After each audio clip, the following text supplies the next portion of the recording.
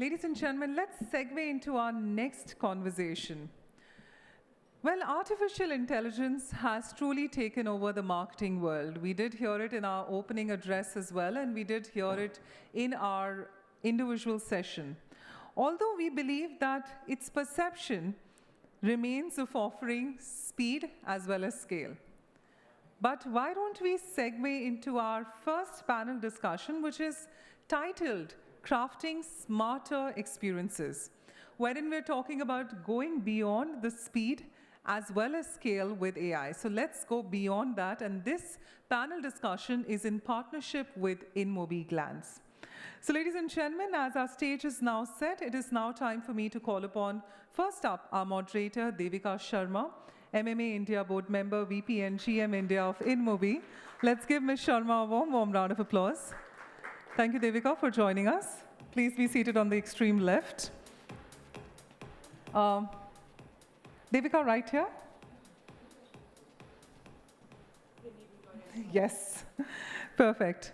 We'd also like to call upon Ankit Desai, Head Media, Digital Marketing and Brand PR, India and Global Center of Excellence of Marico. Thank you, Mr. Desai, for joining us. Also, we'd like to call upon Harish Iyer, EVP, Media and Investment, Interactive Avenues. Mr. Iyer, thank you so much. And Pavan Gurnani, Head of B2C Growth of TSP Mutual Fund. So well, with that, let's go on to our first conversation. And Ms. Sharma, over to you. Thank you. Good morning, everyone. And thank you to Ankit and Harish and Pavan for being here with us today. So we've been listening to different avenues of how AI is relevant. But I think it's fairly clear that AI is very deeply entrenched in the sphere of marketing with a variety of applications from generative content to understanding large sets of data to innovation and so on and so forth, right? I want to begin by asking all of you, what is the role of the human element in this new world where AI is expected or is already playing such a critical part in marketing? Any one of you? Right, okay, I'll start. So look, I think it was very insightful. The sessions before us pretty much covered the entire landscape of AI use cases per se.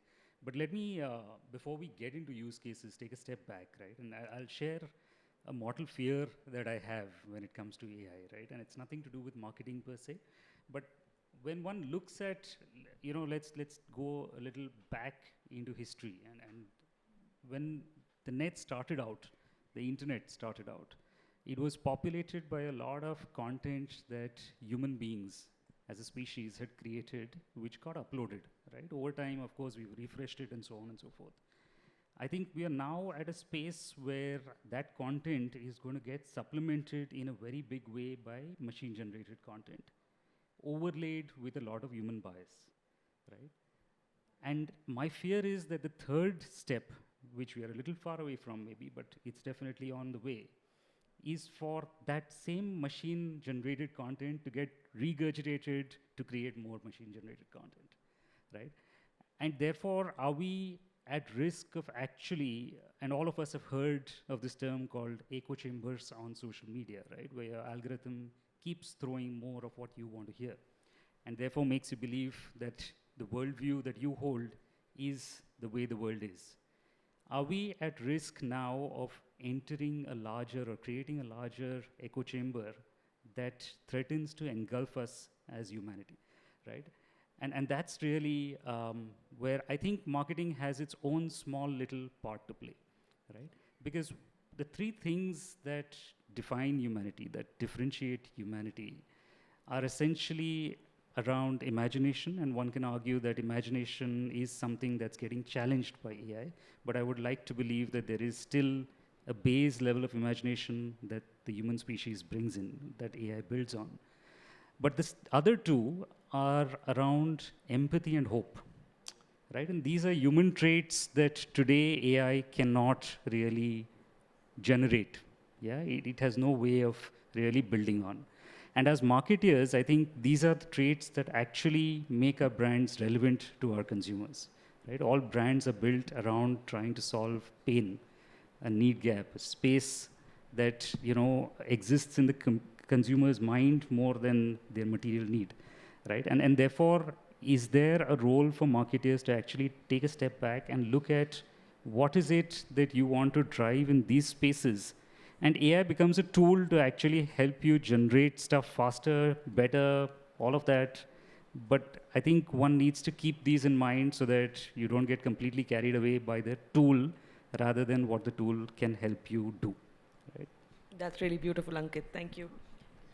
I was pretty impressed with the last slide that we saw in the session, which said 10, 20, and 70 preference. Whatever technology that comes in, it's mainly humans who kind of need to be trained and need to run the whole system. Any AI technology that comes in, first, as humans, we need to kind of educate ourselves how to use it. And that's how you kind of uncomplicate the entire process. So process people are at the core, and then the technology comes in. So the technology keeps changing. It's humans who need to kind of keep upgrading themselves and kind of coming up with processes that could deliver excellence. And in future, we would see more such technologies coming in across, not just in marketing, but in every process. And there are humans who are going to use it, and it's for the betterment of the consumer that you're looking at. Pavan. Can you repeat the question, because I got lost in the trail of thoughts? Sure. So the question is, how do human beings basically, what is their role in the sphere of marketing, given that there is AI that is capable of doing so much? I was actually kidding. The whole idea was our attention span is reduced to such an extent that we tend to start following what we start viewing, start reading, or start listening to. And what I wanted to make a point out here is we as humans, or as marketers in our own field, we need to not only get the attention of the people, but also, or the consumers, but also important to make them remember us for what reason they came to us, or for what reason we went to them for. And with all of technology, or I call it technology, I don't want to label it as an AI as of now, but what the advancement of technology has done is it's reduced our attention span, A. It also has given the flexibility of switching between topics, genres, whatever you want to learn about or read about or want to inquire about, and the speed at which it's getting supplemented by the information.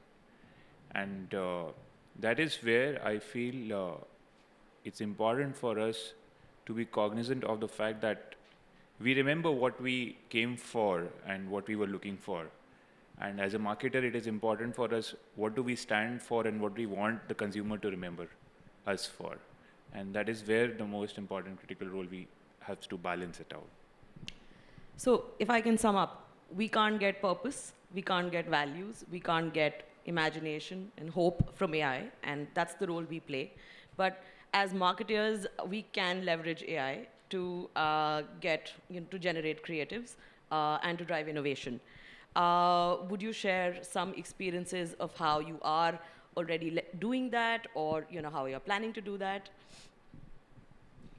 So, look, I think we've all played with the B2C AI, as I call it, right? And we've started experimenting with some of what got covered in the earlier session, which is to say, can I personalize for geography, for weather conditions? Can I create hundreds of cohorts? Can I, therefore, customize the way I engage with those cohorts and so on?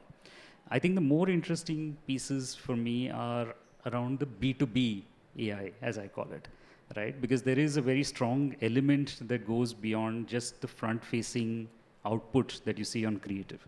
One example that I would like to quote here is, recently we had a team, which was working on an insight to concept that they were trying to create for one of our brands. And typically that work tends to take a couple of weeks, right? Because it starts from the inside, understanding consumer category codes, competition, etc., then laying it out together, figuring out your differentiated space, etc., and then putting it together into a concept. Believe you me, we had a young brand manager who started working on this using a free tool. All of 3 hours, he had a concept ready, right? And this happened because he was able to draw on so much knowledge in such a refined manner, and not refined because of his prompts. The 3 hours was actually him experimenting with prompts. I believe now the next time he does it, he'll be able to do it in an hour and maybe half an hour as it goes forward. But the point I'm making is that there is so much more to explore, right? And there are so many other use cases beyond the literal creative speed that AI gives you, right? So that's really the exciting piece for me. Harish? See, whatever creativity you kind of come up with and personalization that you want to do, it needs to be at scale, right? And that could only happen if you're using technology to kind of deliver. We've successfully done for one of the FMCG brands where we were able to create personalized experiences for the consumers who are coming and interacting with the brand, with the product, and like upwards of 1 million personalized assets could be created, and that too just over a period of few minutes. You interact with the product and then you see a personalized experience being delivered within minutes. So the scale at which we could create was possible only at the technology that was available. So personalization is the key, but it needs to be done at mass, or else restricting it to a smaller audience is not doing justice. The reason for getting technology in is to reach out to a wider, larger audience and create personalized experience for them. And we've been doing it for some of the brands, and what we've realized is there is a way to kind of grow it further, and it needs to be thought through in a very detailed manner, and that's where process comes into picture. How is it that you need to look at it end to end and deliver it at scale, or else it could hamper your entire experience and it could come back biting. Right. So from a personal experience point of view, what we have adopted is more on the lines of looking at the small data. People talk about big data, but we are looking at the small data. These are the behavioral data which consumer experiences on your digital platforms, whether it be an app or a website. And this helps us in understanding what are the pain points of a consumer journey, how do you resolve them, and earlier, I would say about a couple of years ago, there were multiple partners, multiple agencies who would help us do this thing. There were multiple tools which were there, and there used to be multiple teams sitting across, product teams, QA, QC teams, trying to understand the whole pattern about it. Today, I can do the job in like 15 minutes, pull up a report and tell which page is not performing, whether it's a SEO part of it, whether it's the paid side of it, which app screen is not responsive, and where the maximum drop-offs are happening. And this is a very simple example which I'm picking up, which we have done by looking at the small data part of it, like what the people are scrolling through or browsing through the cursor movements and all, but also trying to understand at what time of the day are they trying to interact with us. We are from an investment side, so definitely people generally tend to come on our platforms before 3:30, before the market closes. But the important part is, at that point in time, am I able to create some sort of a communication which is relevant to the person, depending upon the fund, depending upon the investment tool or instrument the person selects. And that's where we have been able to do better compared to, I would say, the competitors in the market. And we don't try to sound pushy. There's no sales angle associated, but it's the right sort of information which is available for the consumers or the customers to take the call, whether they want to invest or not. So that's it. So Ankit, Pawan, you shared examples of how you are leveraging AI from from starting with concept creation and to, taking it to customer experience and understanding how your customers are interacting with different aspects of their journey and their experience. Harish, you spoke about how you are using it to create personalization for clients, right? So today if you look at the media world, there are multiple platforms and publishers who are leveraging AI in different ways, right? For instance, at Glance, we look at AI for, understanding user content consumption patterns, time of day, categories, subcategories, so on and so forth, right? And all of this can be leveraged to deliver campaigns in a way that improve ROIs for our clients, right? We also leverage AI to see how we can innovate with creatives, how we can deliver personalization with creatives, right? And we're using a few tools to be able to deliver that experience. I'd like to understand from all of you, how are you engaging with such platforms or publishers and incorporating their strengths when you're creating media plans? Okay. All right. So, look, like I said, I think it's the age of experimentation. Honestly, do brands have answers today? Not really. Brands are floundering as much as the next publisher. And it's about a partnership, right? It's about figuring out what is the strength that the platform brings to the table, what is it that they're experimenting with, and then going out and having some fun together, right? And seeing if we are able to hit the business objectives that we set out to. So that's really the broad approach that we've taken. And, because honestly, every platform has a very, very different approach, as it rightly should. Right? In your case, given that content is so important, you're using AI to figure out engagement on content and then pass the content back to that engagement back to brands. Now, there could be another platform where it's just about ensuring its display of a very high quality of personalization that helps them get that engagement. So, like I said, there are different ways in which different partners are trying to access the space. And we're pretty much experimenting with them as they go along. Yeah. So experimentation is the key to creating a path. As Ankit rightly mentioned, right, a lot of brands have started coming back saying that when you are designing your media plans, right, they say keep some budget aside for experimentation. Look for platforms who are coming up with certain stuff which is very different. And they always keep a test and learn phase, right? Most of the brands say it's not the first time that we would get it right. You keep doing it over a period of time, see what is it that we are doing incorrectly for us to deliver things in a right manner. And that's where a lot of platforms, because they understand the consumer journey on their platform, they've been able to come back with solutions that work for brands specifically. And that's how customization of various things have started. And over a period of time, we've also seen that there are multiple players who've come on with a promise. Only few have been able to deliver. And Glance is one of them who's been trying it over a period of time. And we've not got things right at the first time, but over a period of time, we've cracked it. And now we know what works, what doesn't work. So I believe partners and platforms play a very critical role in helping us grow business. Every company has, or every organization has their own set of tech teams available at their own products or infra to be developed.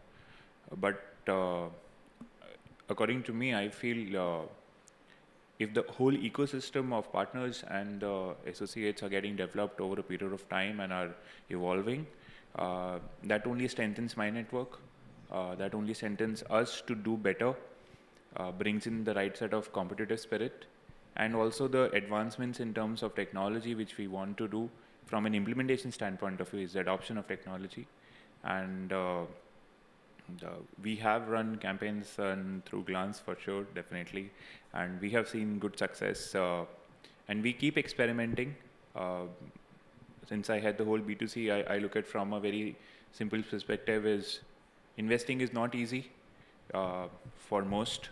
I'm sure people in this room would agree to disagree, but the point is it's not easy. I'm in the industry, but I still struggle to do it and catch up with the trends. And how can I create a consumer journey? How can I bring that communication to the right set of people at that right point? My channels are limited, like my competitors have, but it's my partners who enable me to do more. And that's where I feel if the partners are technologically evolved and have adopted AI and have a great use case which can help me deliver my certain objectives, that is where we all should be looking forward to. So, yeah. Okay, so what would you leave this room with? What are 3 tips that you would like to share, which would enable, adopting AI in a format that was complementary and beneficial and synergistic with what is the current marketing construct for each of your respective organizations and roles? Sure. So the top 3 things that I would leave behind. The first one is experiment. I think it's a fresh new space. Everyone's in as fresh as you are, and everyone's trying out stuff. So as long as you set clear KPIs, as long as you know what you're going after, it's good to experiment, start slow and then scale up. That's the first one. The second one is don't take yourself too seriously, right? We tend to really get caught up and say that, if I invest behind something, I am so invested behind it that I can't have fun with it. I can't really experiment beyond a point. So don't take yourself too seriously for sure. The third and the last piece of advice is that AI, while the glamorous part of AI is the B2C AI or the front-facing AI, there is a lot beneath the surface, what I call the B2B AI, right? It could be about sales analytics, predictive, per outlet sales trends, etc. And there is a lot of meat over there. So please keep that in mind. Please look at AI as not just B2C, but also B2B, and explore both facets of that technology.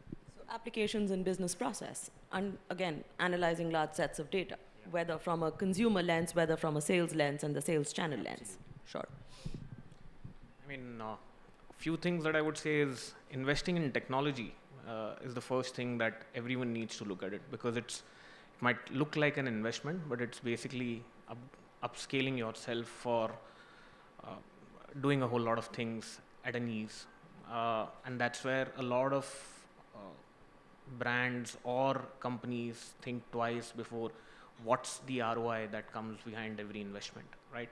So investing and training our people to run it, that's because a lot of places it fails purely because you've taken on certain technology and you're not using it to the core and to deliver the output that you're looking for.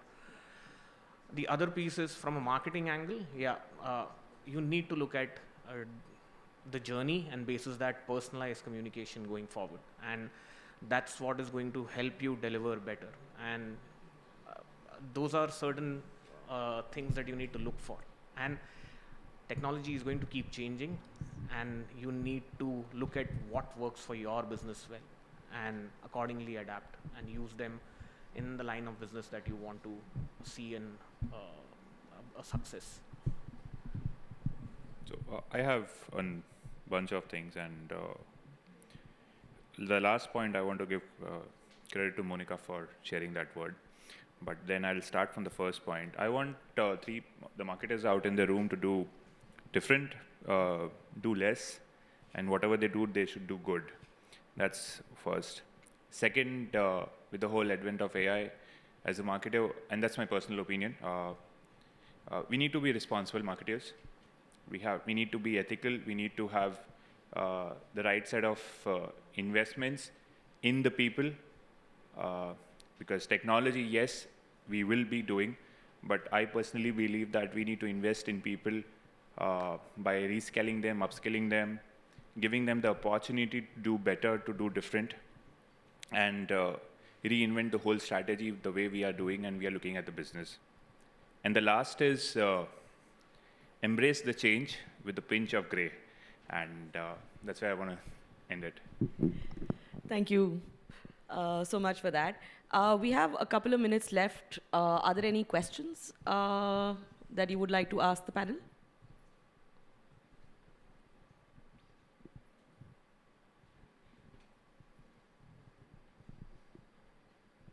Okay.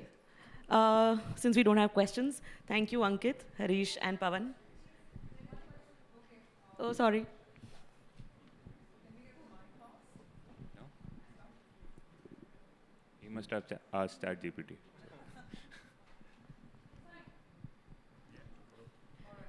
As I was saying, we don't have any questions. So thank you, Pavan, Harish, and Ankit so much Thank for you, your Devika. time. And thank you, Monica and MMA, for having us here. Thank you so much. So, well, ladies and gentlemen, with that, I'd like to take the opportunity of inviting Deepak Khurana, co-founder and CEO of VServe and VMAX, to help us with giving the token of appreciation to all our eminent panelists. Let's give Mr. Khurana a warm, warm round of applause.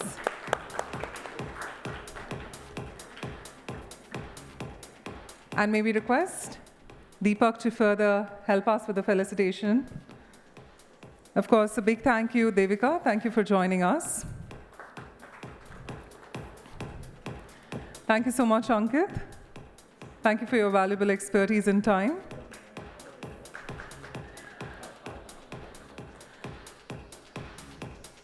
Thank you, Harish. Thank you for joining us today.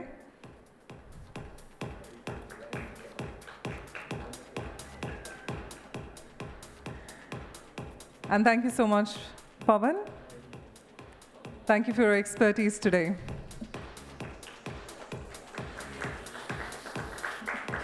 And with that, if I may request the five of you to come together for a group photograph. Ladies and gentlemen, what an excellent conversation this has been.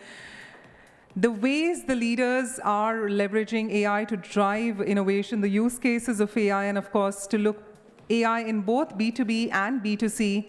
And at the end, as they rightly said, and what Ms. Khurana had also said, embrace the change with that pinch of gray.